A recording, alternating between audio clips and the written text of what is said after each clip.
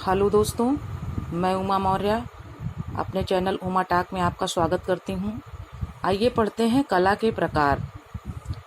कला के विभिन्न प्रकार होते हैं। जैसे फर्स्ट में कह सकते हैं किसी वस्तु तथा रूप का निर्माण, यानी किसी वस्तु और रूप का निर्माण जिस आधार पर होता है और उसी आधार पर उस कला का नाम रख दिया जाता है। तो आइए देखते हैं पहला कौन सा है, चित्रकला। भवन की भित्तियों, छतों, स्तंभों आदि पर जो हम निर्मित करते हैं वो चित्रकला। मूर्तिकला, धातु तथा प्रस्तर को तराश कर, यानी मूर्तिकला में जैसे धातुओं से बनाई जाती है, धातु या पत्थर को हम तराश करके बनाते हैं, वो हो गई मूर्तिकला। वास्तु या स्थापत्य कला, वास्तु या स्थापत्य कला क्या होती है, भवन निर्माण कला। जैसे वास्तु या स्थापत्य कला में जैसे भवन आ जाते हैं, दुर्ग आ जाते हैं, और क्या कहते हैं, महल आ जाते हैं, चैत्य आ जाते हैं, स्तूप आ जाते हैं, मंदिर आ जाते हैं, चबूतरे आ जाते हैं। ये सब जो है वास्तुकला के अंतर्गत आता है।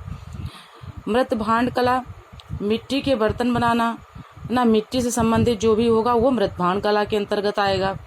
मुद्रा कला क्या हो गई, मुहरें तथा सिक्के, जो मुहरें और सिक्के बनाए जाते थे, सिक्कों के माध्यम से बनाया जाता था, वो मुद्रा कला हो गई। यानी दूसरा है जिन पदार्थों से कलाकृतियों का निर्माण किया जाता है, जिन पदार्थों से यानी जो जिस तत्व से, यानी जिस पदार्थ से कला के चीज़ों का निर्माण किया जाता है, उन पदार्थों के आधार पर कला का प्रकार कहलाता है। अब जैसे चित्रकला, चित्रकला में क्या है, चित्रकला में जैसे हो गया आपका पीतल, जैसे कि कह सकते हैं कि भवन की भित्तियों, छतों, स्तंभों, वस्त्र, कागज तथा भोजपत्र आदि पर अंकित, जैसे कि हम भोजपत्रों पर या कागज पर या किसी भी चीज़ पर जो है चित्र निर्मित करते हैं, वो हो गई चित्रकला।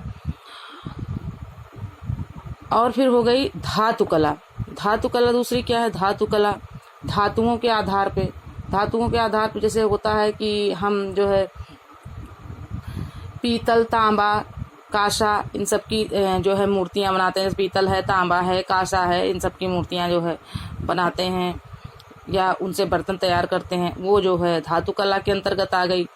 मृत्तिका कला, मृत्तिका मतलब होता है मिट्टी। अब मिट्टी की कला यानी मिट्टी के बर्तनों से निर्मित, चाहे मूर्ति हो, चाहे कोई बर्तन हो या कुछ भी हो, तो हो गई मूर्ति कला। मृत्तिका कला यानी मिट्टी के आधार पे जो चीज़ें बनाई जाएंगी। प्रस्तर कला यानी पत्थरों के आधार पे जो पत्थर है काट छाट कर उनको कुछ बनाया जाता है, या पत्थरों से या पत्थरों के औजार बनाए जाते हैं, वो होती है प्रस्तर कला। अब हो गई दंत कला। दंत कला क्या है, दंत कला मतलब जैसे कि किसी चीज़ के दांत से, यानी हाथी है, जैसे हाथी है, हाथी दांत से कोई चीज़ें बनाना, यानी हाथी के दांत का उपयोग करके कोई सामान बनाना, वो है दंत कला। अब आगे आ गया तीसरे में जो है आपको तीसरे प्रकार की कला क्या है, मूर्ति कला। अपनी निर्माण शैली के आधार पर, निर्माण शैली के आधार पर दो प्रकार की होती है। मूर्ति कला निर्माण शैली के आधार पर दो प्रकार की होती है।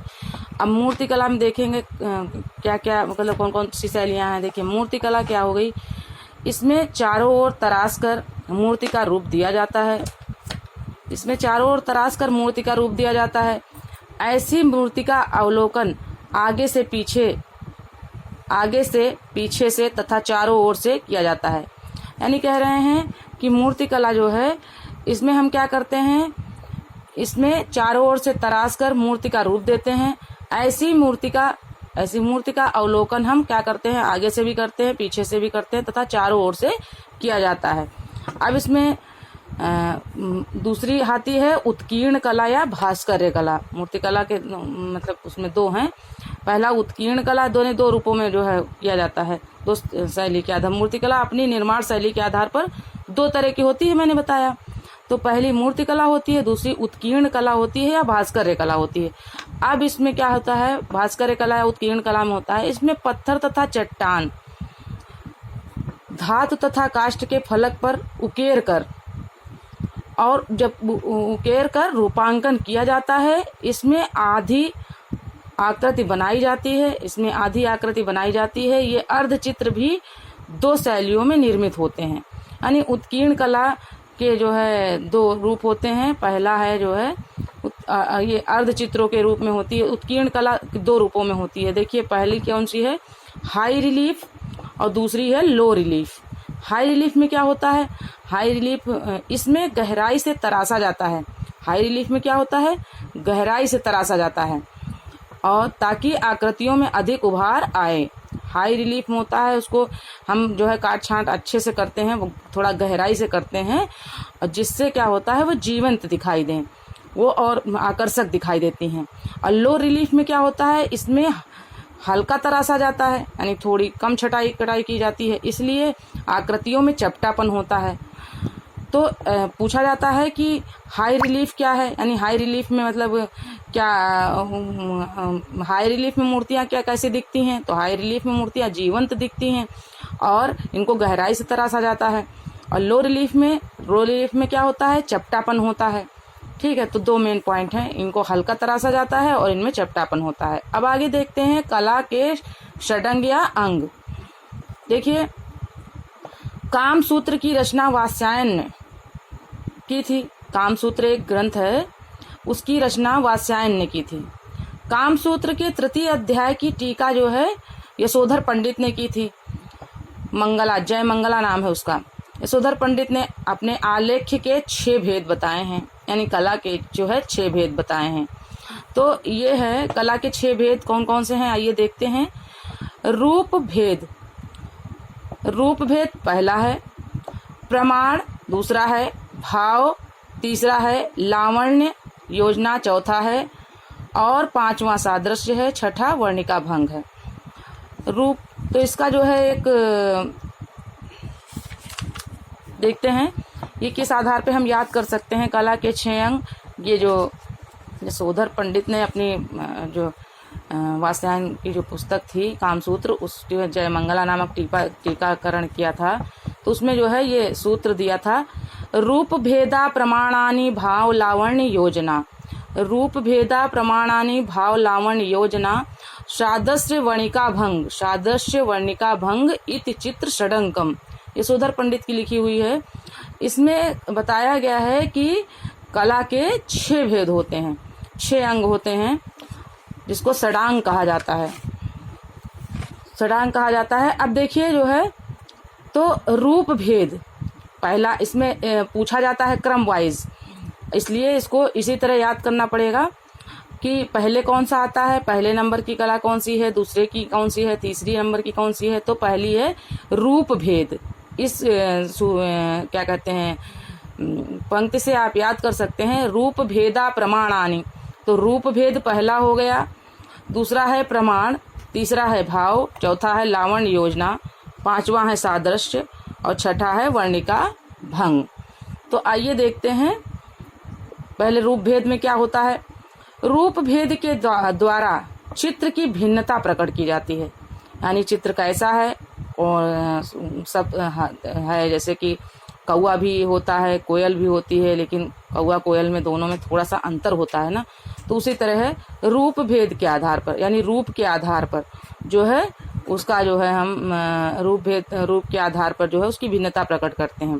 प्रमाण क्या हो गया, इसके द्वारा चित्र की लंबाई, चौड़ाई, मोटाई, दूरी का पता चलता है, यानी कि इसकी माप एक तरीके से कह लीजिए।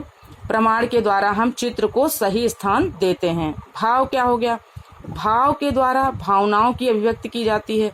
भाव के द्वारा हम क्या करते हैं, भावनाओं की अभिव्यक्ति करते हैं।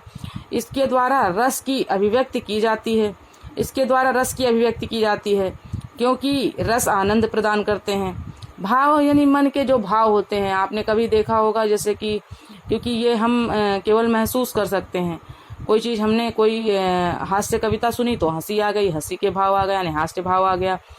या फिर अगर कोई चीज़ गुस्से वाली है तो हम जो है हमको गुस्सा आ गया, या कोई चीज़ प्यार वाली है तो उसमें हमको प्रेम आ जाता है। तो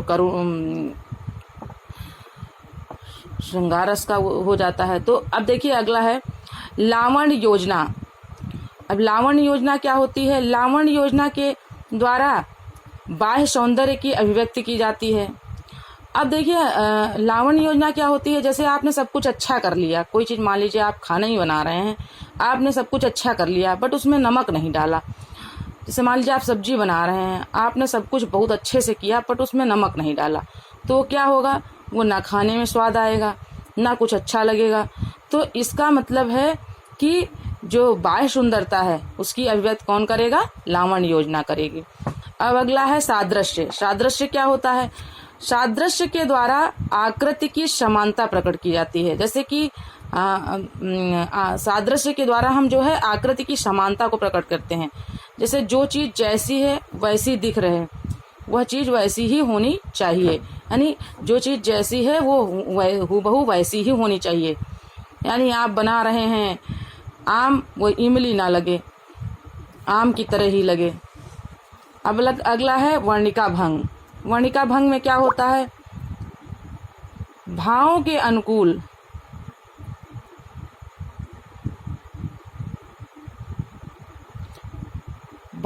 अनुकूल रंग योजना चित्र का निर्माण करना वर्णिका भंग कहलाता है।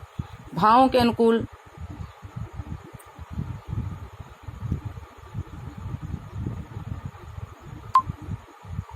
अब देखिए भावों के अनुकूल रंग योजना क्या है,